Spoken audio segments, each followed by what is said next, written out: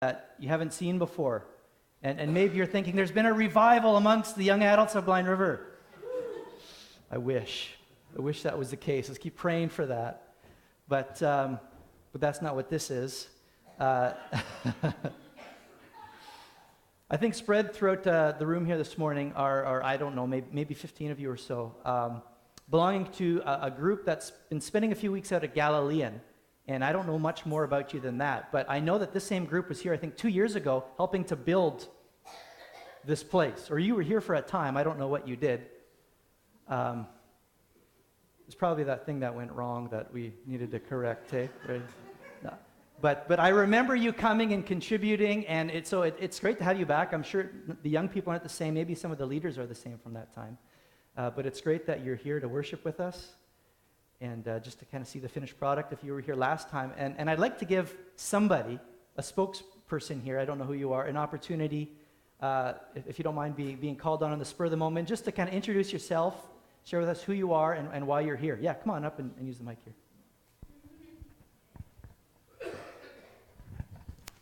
Well, thank you. There was none of us here 2 years ago. Barry, who is our director back in Manitoba, was here then. But there's 17 of us, 4 leaders and 13 students, and who we are is the Encounter School of Discipleship, and we're with One Hope Canada, which used to be CSSM. So we're out at Galilean Bible Camp, and what we do is we're from across Canada, and we've given students this opportunity to learn and to be discipled, and we bring in Bible teachers, professors, pastors. We started in Hampton, New Brunswick. We spend about a month in One Hope camps across Canada, and in April we'll finish on Pender Island in BC. So this is our last week in Ontario. We go on a 3-week Christmas break then, and we start up again in Manitoba. And it's kind of a different form of a Bible college. We get to see a lot of amazing parts of Canada. Our Encounter slogan is explore a beautiful country, encounter a beautiful God. So we're excited to be here and actually see, and we can share with those who have been in the school before, and with Barry as well. So thank you for making us feel welcome here.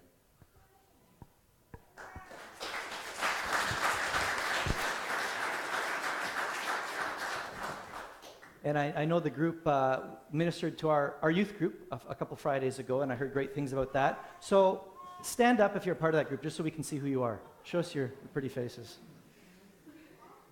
All right. That's great.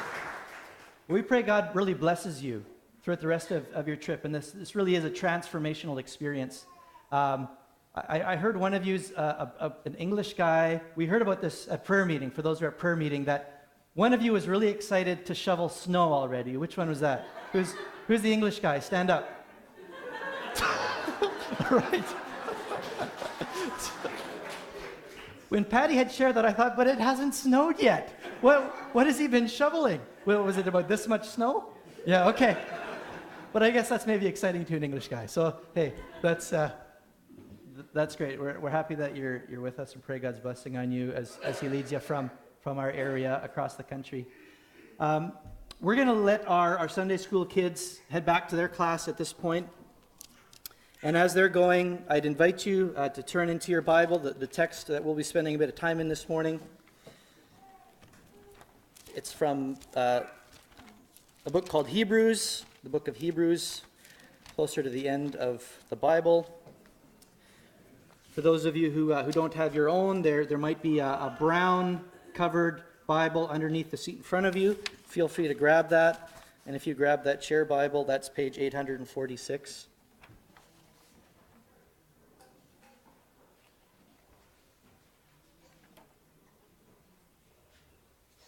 So we're going to read a few verses from Hebrews chapter 2.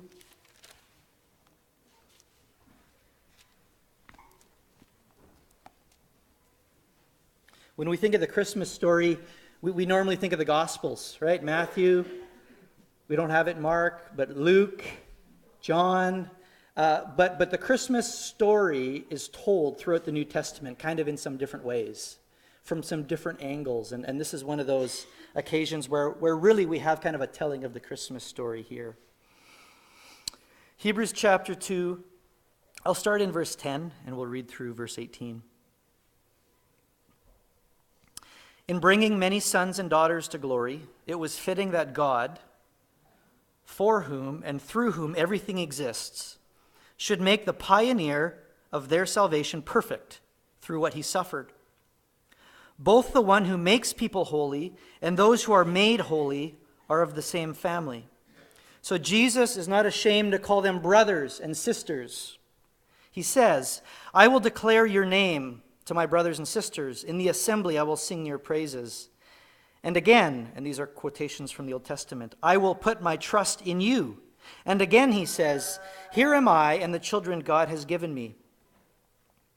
Since the children have flesh and blood, so too, or he too, shared in their humanity, so that by his death he might break the power of him who holds the power of death, that is, the devil, and free those who all their lives were held in slavery by their fear of death. For surely it is not angels he helps, but Abraham's descendants. For this reason, he had to be made like his brothers and sisters in every way, in order that he might become a merciful and faithful high priest in service to God, and that he might make atonement for the sins of the people. Because he himself suffered when he was tempted, he is able to help those who are being tempted. May God bless the reading of his word. If you were here last Sunday, I started the message with a Snickers commercial and made you all hungry. And I was going to show you another commercial this morning, but it was a beer commercial. And I know there's a few Baptists here this morning. And I did not want to be responsible for any heart attacks and deaths at Christmas time, so I'm not going to show you the beer commercial. But if you, it's a beer company by the name of Dos Equis, okay? And if you watch much TV, some of you are frowning. Never heard of that. I know better. Everyone's pretending they have no idea what I'm talking about. Anyway, if you watch TV, you've seen these commercials. It's kind of a series of commercials, I think, over the last number of years. And they introduce us to a man who just happens to choose Dos Equis beers, his beer. They call him the most interesting man in the world. You seen these commercials? He is the most interesting man in the world. And so what these commercials are is they describe this man, this most interesting man in the world, and some characteristics about this man, okay? And they say things like this: his blood smells like cologne. He once won a staring contest with his own reflection. Every time he goes for a swim, dolphins appear. He is the most interesting man in the world. He once had an awkward moment just to see how it feels. Mosquitoes refuse to bite him purely out of respect. Even his tree houses have fully finished basements. He is the most interesting man in the world. He once won the Tour de France, but was disqualified for riding a unicycle.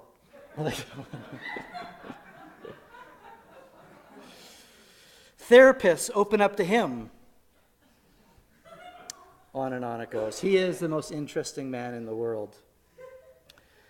So they paint this picture of this remarkable man, someone you and I cannot relate to. Someone whom we would maybe love to be, or maybe we would love to be around. Man, wouldn't it be great to have a friend like that? That would be exciting. But then we all know, and Eric and I have talked about this, they wouldn't want to be with us, would they? We're too boring. I don't know about you, but Eric and I can't speak for my wife. My wife's very exciting. But Rusty's too boring. He gets sick of me pretty quick. He wouldn't want to be my friend, right? Because he is the most interesting man in the world. Why would you want to hang around Rusty? So this morning, we're going to talk about another man. A remarkable man. Christmas is about the coming of this man. And the story of this man's life begins with his birth. Now, we as Christians believe that this man is the Son of God. He refers to himself as such. The scriptures refer to him as such, the Son of God. It says this about this man in John, at the beginning of John's gospel. In the beginning was the Word, and the Word was with God, and the Word was God. He was with God in the beginning, and through him all things were made. Without him nothing was made that has been made. This Word, this man, this being became flesh and made his dwelling among us. We have seen his glory, the glory of the one and only Son, who came from the Father, full of grace and truth. The writer to Hebrews describes him in this way at the very beginning of the book of Hebrews. In the past, God spoke to our ancestors through the prophets at many times and in various ways. But in these last days, he has spoken to us by his Son, by God's Son, whom he appointed heir of all things, and through whom he made the universe. This Son is the radiance of God's glory and the exact representation of his being, sustaining all things by his powerful word. This is this man, this Son of God. It's the same man that we're told in Hebrews, in those verses we read, in Hebrews 2:14, since the children, that is you and I, have flesh and blood, he too, this man, the Son of God, shared in their humanity. He shared in their humanity. What does that mean? It means a few things. The fact that this man, the Son of God, named Jesus, shared in humanity, it means at least he was a human being. If you were to do a DNA test on Jesus, it would come back human. He looked like a human. He had 2 eyes, he had 2 ears, he had a mouth. What this means is Jesus wasn't someone who was wearing a costume. This wasn't a facade, a mirage, that he was a human being. God becomes a man. Okay? God takes on flesh and becomes a man. If God had a son, what would he be like? Now, if you didn't know this story, if you didn't know all this, if God had a son, what would he be like, do you think? Anybody? He'd be sinless. Mm-hmm. He'd be very interesting. Right? He would be wealthy. He would be good looking. He would be on the cover of People's Sexiest Man of the Year every single year running.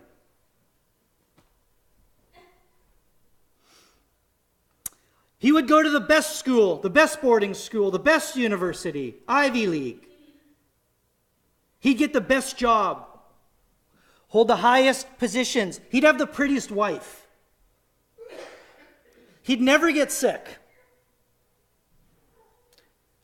He would never have to worry about a thing, because after all, he's the Son of God.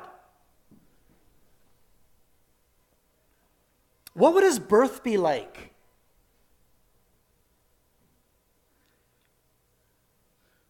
Maybe something like a few years ago, remember little cute Prince George, right? Born to Prince William, Princess Kate. What would his birth be like? 24-hour news coverage, highly anticipated, best hospital, best care, gifts from all the dignitaries of all the nations of the earth. This would be the birth of the Son of God. What is so remarkable about Jesus' birth is that it's so incredibly unremarkable, right? What's so extraordinary about the Son of God is that he's so incredibly ordinary. The only people who know something in the story of Jesus' birth, as we have it in the Gospels, the only people who know that something significant happened that night are the shepherds and these strange figures we call the Magi that were from some far off place that saw a star. That's it. And how did they know that something remarkable had happened? Only because God had revealed it to them. Only because angels came and revealed this news. Only because God put some strange light in the sky that caused these strangers to travel across the desert to seek out a king. Outside of them, nobody knew anything remarkable happened that night. Only those to whom God had specifically revealed to them that a significant event had taken place, that the Messiah, the Lord, the Christ, had been born that night in the city of David. So the angels come to the shepherds as they're doing what shepherds do. And they bring this good news. I bring you good news of great joy that will be for all the peoples. Today in the city of David, a Savior has been born to you. He is Christ the Lord. And the host of angels, what did they do? They stood there and they sung in this vast angelic choir. Why? Because something really significant had happened. And nobody else knew it. This is incredible. That night in Bethlehem, when Jesus was born, all of heaven held its breath and all of earth yawned.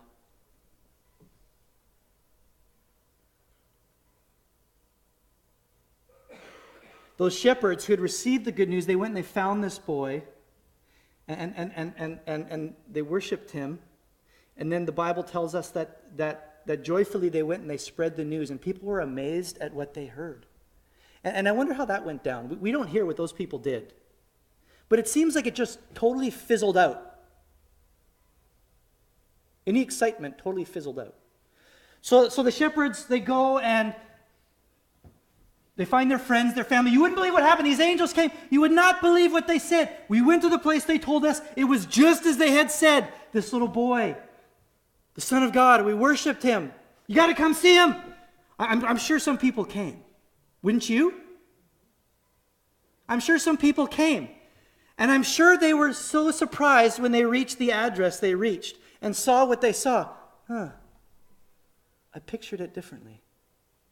I don't see anything remarkable here. Okay. Nothing special to see. Move on. Move on. And it just fizzled. That's it. We don't hear any more excitement after that. That's it.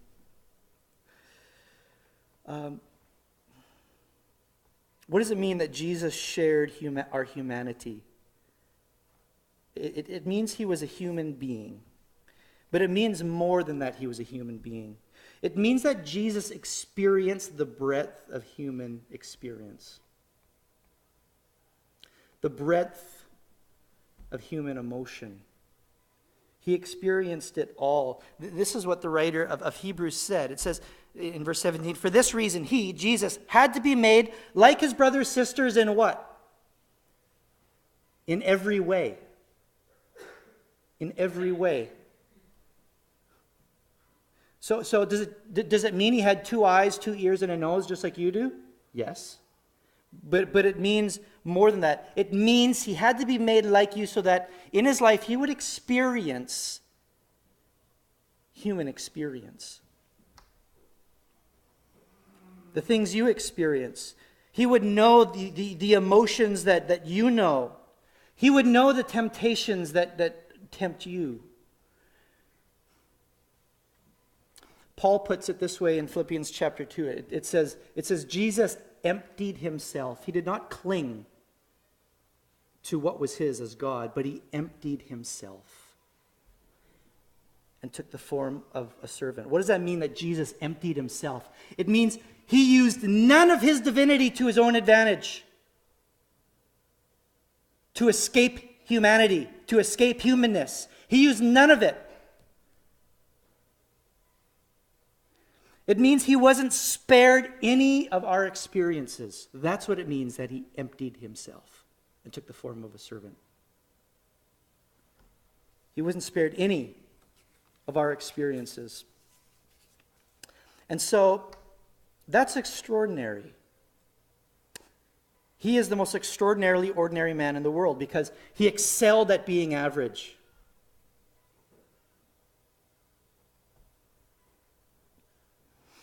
You know, people have times wondered, Why do we get the story of his birth and then silence? We get this one little story when Jesus is 12, he goes to the temple.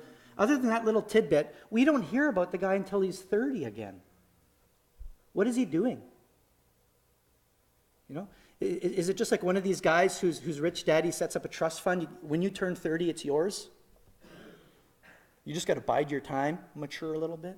You know? Is he just kind of sitting there biding his time until it's go time? Now it's time to minister. Now it's time to heal. Now it's time to teach.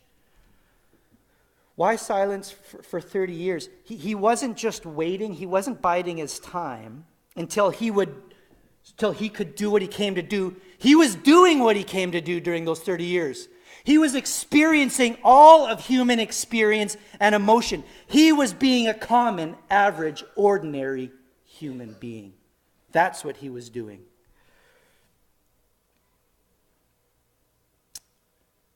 So think of it. It's an incredible thought. This Son of God, the one who created all that is, learns how to walk. And falls and picks himself up and has to learn how to walk again. Jesus experienced what it's like to be bullied. Jesus knew what it was like to have siblings. He knew what sibling rivalry was like. The Bible talks about that. Jesus knew what it was like to have parents that don't understand him. Jesus knows what it was like to lose a father. Because when he's dying on the cross, he says to John, "Would you take care of my mom?" Joseph's gone. He knows what it's like to stand at the grave of his father.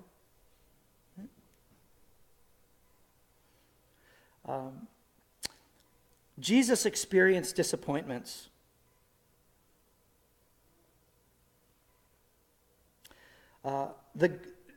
This is incredible. The God who doesn't slumber nor sleep experienced what it's like to come home after a hard day's work and be exhausted.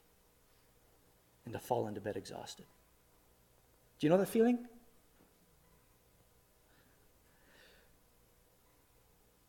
Jesus knew what it was like to have the flu. To get sick. To have back pain. Jesus knew what it was like to be tempted. We're told in every way as we experience temptation, he knew that temptation. The prophet Isaiah puts it this way. In Isaiah chapter 53, which is that amazing prophetic chapter that fits Jesus like a glove. This is how it opens. It says, "He, this coming one, he grew up like a tender shoot, like a root out of dry ground. He had no beauty or majesty to attract us to him, nothing in his appearance that we should desire him. He was despised and rejected by others, a man of sorrow and acquainted with grief." Familiar with pain. You hear that? It says, in essence, he wasn't very good looking. His looks got him nothing. When you would have walked by Jesus down the street of his village, you wouldn't have turned your head, ladies. There's nothing appealing about him, about his look. He was a man of sorrow, familiar with grief. Not only did he know physical pain, Jesus knew emotional pain. He wept at the grave of his friend. When he's in the Garden of Gethsemane, before he goes to the cross, there he is. And the way the gospel writers say it is that he was there in anguish. That's how Mark describes it. Luke says that he was deeply distressed and troubled. Matthew says he was sorrowful in his spirit. And so you see, this is a man who knows what it's like to feel heaviness, This is a man who knows what stress is. To have a troubled spirit, he knows that. And ultimately, he knows what it means to die. To go through the process of death. And many, many people missed Jesus because of his ordinariness.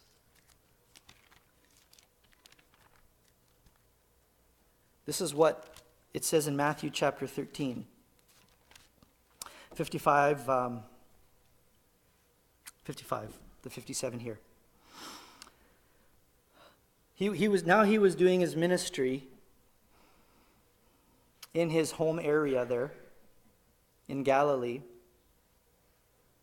It says he came to his hometown, he began teaching the people in their synagogue, and they were amazed. Where did this man get this wisdom and these miraculous powers, they asked. And then they said, isn't this the carpenter's son? Jesus is a carpenter, right? He's an average Joe.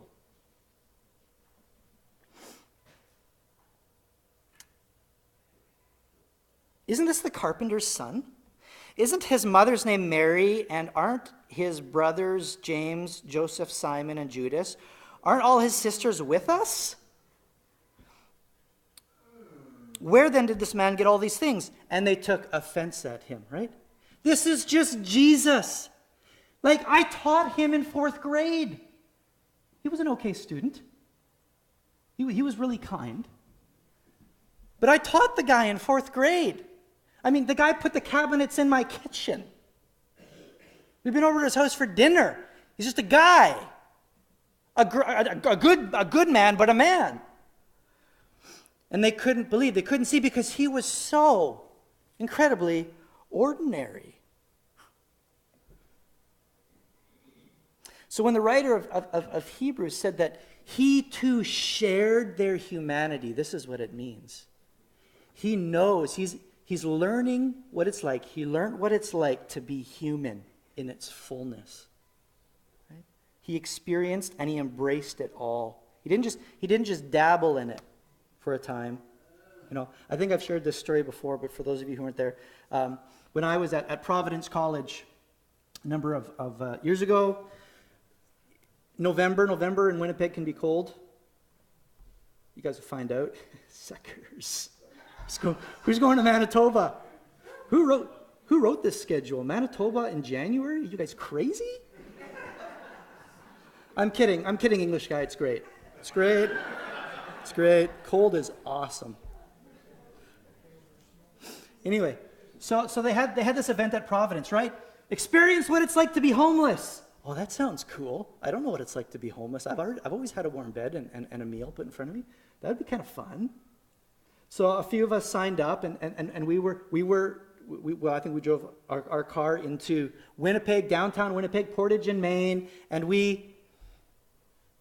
there were more women that signed up than guys, so there had to be, one guy with a few women. So it was me and a few girls, and we're just trying to survive the night, sleeping and laying down on park benches, trying to find somewhere warm inside of a bank door. We got kicked out of one of them by a security guard, and then we found a kind of warm bus shelter at Portage in Maine, and we're sitting there. I don't know what time it is, 2 a.m., and we're shivering. And then this guy starts running down. We can see him running down the sidewalk, and he gets closer to us. He's wearing a T-shirt. It's below zero. He's not wearing shoes. He's got bare feet on, and he's bleeding. Okay. A couple blocks over, a gang beat the guy up, stole his running shoes, stole his jacket, and beat him up. And his face was all bloody. And he came running into our bus shelter at 2 a.m. What happened to you? He explained it. Where? Like a block that way. Okay, girls, let's get out of here. Okay, so we hightailed it to our car, and we drove back to Providence. We crawled into our nice warm bed around 3:30. Now we know what it's like to be homeless. Yeah, I wouldn't want to do it. Now we can sympathize with those homeless people. No, you can't. No, you can't. You tried it for 6 hours. Long enough to know it was hard, but not long enough to know what it's like, really, fully to be homeless, to live on the streets. We were just a tourist, right? Jesus was not a human tourist. I mean, he came and he embraced it all and he experienced all the good, the bad, and the ugly. Why does this matter? So what? It obviously matters because the writer of Hebrews says, for this reason, he had to be made like his brothers and sisters in every way. In other words, it was necessary. It had to be this way. Why? He gives us a few reasons. He says, it had to be this way in order that he might become a merciful and faithful high priest for you in service to God, and that he might make atonement for the sins of the people. Kind of gives two reasons there, and I'm just focusing on the first. Why does it matter that Jesus embraces all of humanness? So that he can become a perfect representative for you. Right? In verse 11, it said, in bringing many sons and daughters to glory, it was fitting that God, for whom and through whom everything exists, should make the pioneer of their salvation perfect through what he suffered. Hold on. Make Jesus perfect? Hold on. Isn't Jesus already perfect? Yeah. Yeah. Always been without sin. But not perfectly human. Not a perfect representative for us. And so through what he suffered, that's not just the cross, that's from Bethlehem to Calvary. And every step in between.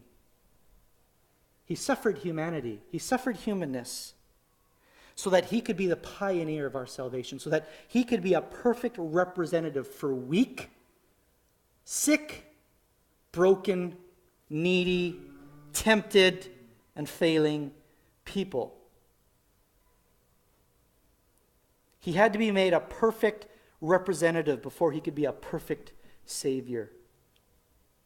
So that, as it says in 2 chapters later, in chapter 4, verse 15, so that, it says, For we do not have a high priest who is unable to empathize with our weaknesses, but we have one who's been tempted in every way, just as we are, yet he did not sin. Why? So that he can empathize with your weakness. So that he can say to you, I know. I've been there. I've walked in your shoes. I've been through that. I know. We can never look to God and say, you're God. What do you know? You wouldn't understand. He says, I know. I know what it's like to face the fullness of temptation. Jesus says, I know what it's like to be tempted more than you know what it's like to be tempted, because at some point you gave in and you sinned, and I didn't. And that weight got heavier and heavier and heavier. And I know the fullness of the power of temptation.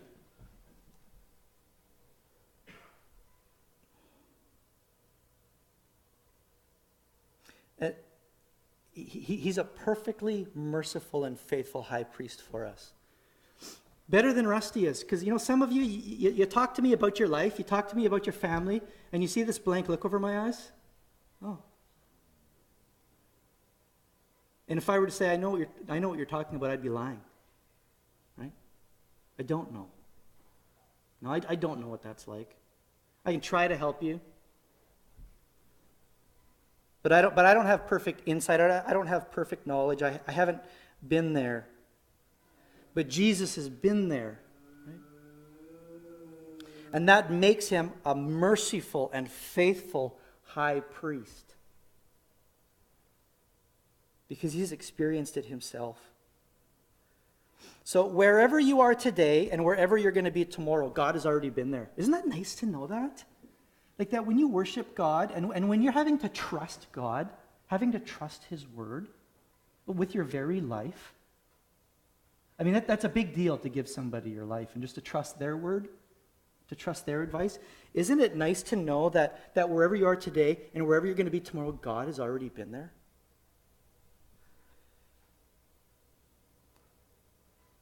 So he shared in their humanity so that he might become a perfect representative for us. But also that we would know that God understands our need and offers, and we will receive mercy and grace in our time of need. This is how the author of Hebrews puts it in this way.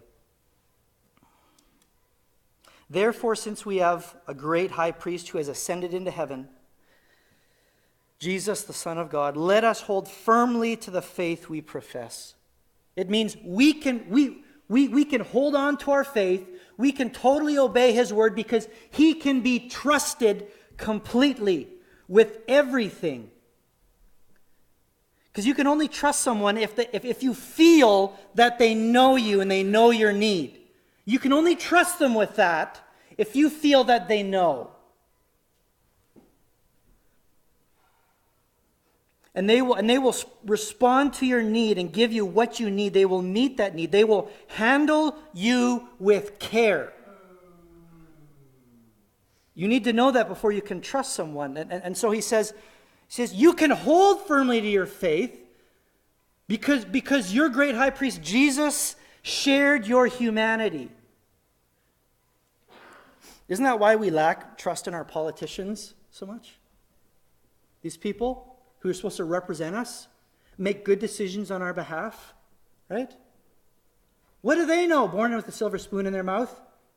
Justin Trudeau. Now I'm not getting... This is not a political statement. I tread on thin ice. But we've heard the name Trudeau before. I was born when a Trudeau was Prime Minister of Canada. Now there's another Trudeau. Is he there because of his merit? Maybe. But I know his name helps. Right? He was sent to the best boarding school. He had the best education. He didn't know what it was like to miss a meal. Right? He had the best of everything. He got the good looks from his mom and dad. It was all just, the luck of his birth, a lot of that. He's part of the political class. You don't know what it's like to be a common man. You're there making decisions, representing, but you don't really know. You might tell us you know, but you don't really know. You can't relate to the struggles of the ordinary man.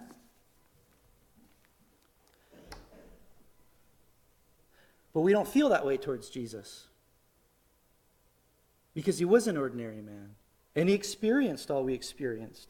And so when we look to God, we know that we can trust him and that we can relate to him because he relates to our need. He relates to our emotion. He relates to your grief. He relates to your temptation. He relates to your fatigue. All of it. If Jesus strived to be ordinary, then God is interested in the ordinary. He's interested in ordinary people. He's interested in boring people. And there's 7 billion people in the world. Does God really care? Yes, he cares. He's interested in ordinary people. Although others may not see or care, God sees and God cares because God's been there. So we come to a God. Christmas means we come to a God that relates to our weakness. And so we know we are understood. We know that we're going to be handled with care, and so we can do what the writer of Hebrews goes on to say when he says, let us then approach God's throne of grace with confidence so that we may receive mercy and find grace to help us in our time of need. That means go to God not with uncertainty but with confidence, with certainty, because he has been there. You can have confidence in God that whatever your need is, the response will be grace and mercy.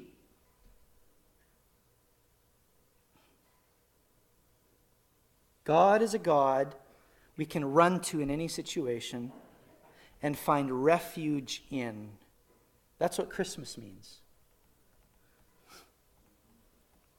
And it makes a difference. It makes a difference to me that Jesus knows what it's like to be tired and tempted and to have a troubled spirit.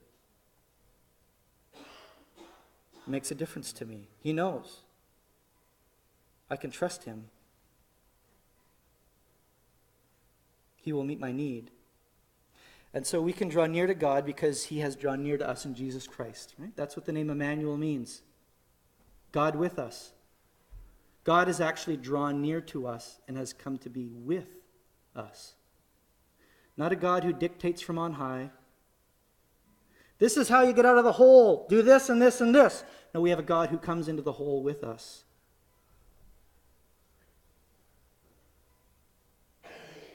And carries us out on his back. In a minute, we're going to be holding in our hands a piece of bread and a cup of juice.